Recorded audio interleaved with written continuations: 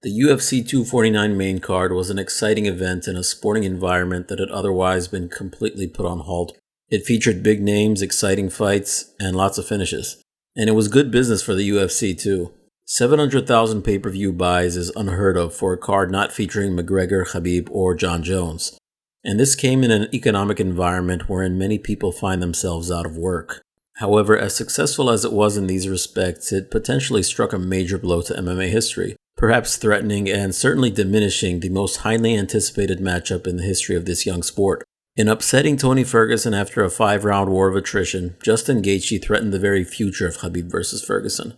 Given the result of this bout and Gaethje's current status as interim lightweight champion, Nurmagomedov versus Gaethje is the fight to make in the near future, and indeed it has been announced that this fight will take place. What's sad is that the company may have moved on from the Khabib-Ferguson matchup entirely, and even if we assume that Khabib versus Tony is still sitting in brine somewhere, Gaethje's impressive performance has removed much of its luster. This is MMA Dive, my name is Isa. Heading into the original build of UFC 249, which was set to be headlined by Nurmagomedov and Ferguson, the two men were to be the first pair of UFC fighters to face each other with winning streaks of 12 or longer. This had never happened before in the history of the promotion. The event also had the historical significance of serving to crown the consensus greatest lightweight of all time. This would have been an unprecedented moment in MMA and UFC history. With Tony now not only defeated but battered and bruised, he may no longer be at peak form. At 36 years old and having taken serious damage over the years, can we still consider him to be a fighter in his prime?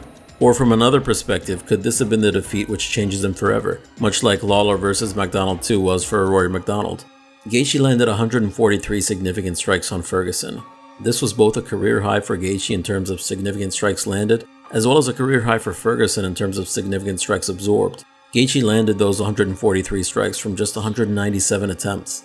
His significant striking percentage of 72 would have been a decent free throw percentage in basketball, let alone a strike accuracy percentage. This was a great performance by Gaethje, but it was also somewhat of a surprising one. Gaethje's previous 3 fights had all ended in round 1, and had lasted a combined 8 minutes 15 seconds. Looking at his fights against Poirier and Alvarez, where he was finished late, the conventional wisdom would have it that Gaethje would need to end the fight quickly against the always resilient, always dangerous Tony Ferguson. But instead it was Gaethje who seemed to get better and fresher as the fight progressed. The strikes Gaethje was landing cleanly and consistently on Tony Ferguson for 5 rounds would have been capable of putting away normal fighters in a matter of a minute or two. But Ferguson, one of the most durable men in the UFC, was rarely fazed by the onslaught.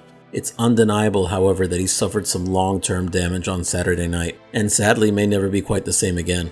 It may be that Ferguson's performance was compromised by the fact that he made weight for April 18th, the original date of UFC 249, even though the event had been cancelled a week prior. Dana White alluded to this in his post-fight presser, and while Dana's fight opinions are often driven by spite, it's hard to disagree with him here. I'm no medical professional. I'm not going to sit here with no medical degree, listening to you with no medical degree, with an American flag behind you, smoking a cigar. But I can't imagine it had a positive effect on Ferguson's performance to endure a grueling weight cut in camp immediately after having made weight for a non-existent fight. We don't know what the future holds. It is, of course, possible that Tony bounces back and returns to form. It's also entirely possible that he's never the same again, and that if his mythical showdown with Nurmagomedov even takes place, it may be shades of when Wanderlei Silva and Chuck Liddell finally fought at UFC 79, by which time both were well past their respective peaks. And at that point, would we even want the fight?